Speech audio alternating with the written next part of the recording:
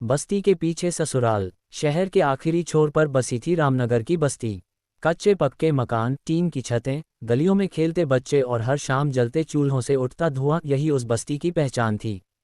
बस्ती के ठीक पीछे एक पुराना आमों का बाग था और उसी बाग के उस पार था सीतापुर गांव, जहां कभी अमन की शादी होकर आई थी। अमन जब पहली बार ब्याह कर इस बस्ती में आई थी तो उसके चेहरे पर नए सपनों की चमक थी। उसे क्या पता था कि यही बस्ती और इसके पीछे बसा उसका ससुराल उसकी जिंदगी की सबसे बड़ी परीक्षा बन जाएगा। नया घर, नई उम्मीदें। अमन का मायका शहर के बीचों बीच था। पिता सरकारी दफ्तर में बाबू थे, माँ पढ़ी लिखी महिला। अमन ने भी बीए तक पढ़ाई की थी। शादी तय हुई तो सबको लगा कि लड़का मेहनती है, शहर के पास रहता है, जिंदगी ठीक रहेगी। शादी के बाद जब अमन पहली बार बस्ती पहुंची तो उसका दिल थोड़ा घबरा गया।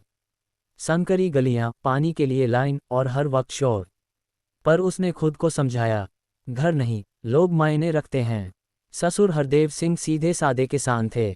सास कमला देवी धार्मिक स्वभाव की थीं। पति रवि पास की फैक्ट्री में काम करता था।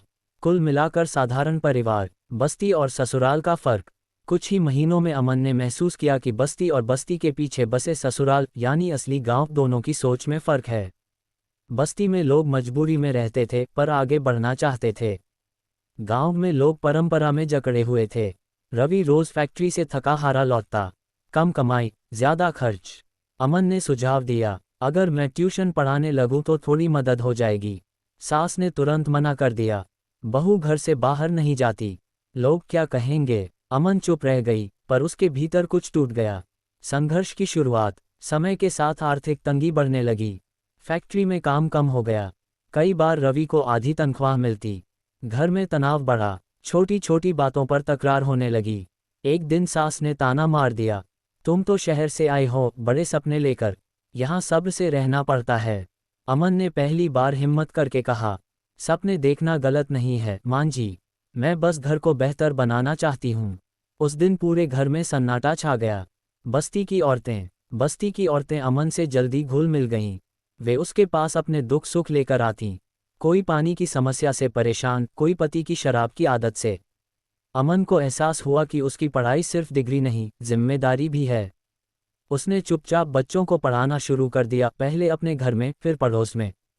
थोड़े ही समय में उसकी पहचान बन गई। गांव की पंचायत। जब गांव के कुछ लोगों को पता चला कि बस्ती के पीछे रहने वाली बहू बच्चों को पढ़ाती है तो बात पंचायत तक पहुंच गई। पंचायत में सवाल उठा, बहू होकर घर से बाहर का काम। रवि भी बुलाया गया। वह असमंजस में था, एक तरफ समाज, दूसरी तरफ पत्नी। अमन ने खुद पंचायत में जाकर कहा, मैं कोई गलत काम नहीं कर रही, बच्चों को पढ़ा रही हूं ताकि कल वे भी आत्मनिर्भर बने। उसकी आवाज में डर नहीं, सच्चाई थी। रवि का फैसला। उस दिन रवि ने पहली बार अमन का साथ दिया। अगर अमन नहीं होती तो शायद हमारा घर और कमजोर हो जाता। ये सिर्फ उसका नहीं, हम सबका भला है। पंचायत ने भले ही पूरी तरह सहमति न दी, पर विरोध भी कम हो गया। बदलाव की हवा। धीरे धीरे हालात बदलने लगे। अमन की कमाई से घर का खर्च संभलने लगा। सास का व्यवहार भी नर्म हुआ। एक दिन उन्होंने खुद कहा, अगर तुम पढ़ाओ तो मेरी पोती भी पढ़ेगी। वह वाक्य अमन के लिए सबसे बड़ा पुरस्कार था। बस्ती के पीछे उम्मीद। आज भी रामनगर की बस्ती वैसी ही है, शोर, धूल और संघर्ष से भरी। उसके पीछे गांव भी है, परंपरा और बदलाव के बीच झूलता हुआ। लेकिन इन दोनों के बीच अमन ने एक पुल बना दिया है, शिक्षा, समझ और साहस का। उसे अब गर्व है कि उसका ससुराल बस्ती के पीछे है, क्योंकि वहीं से उसने अपनी असली पहचान बनाई।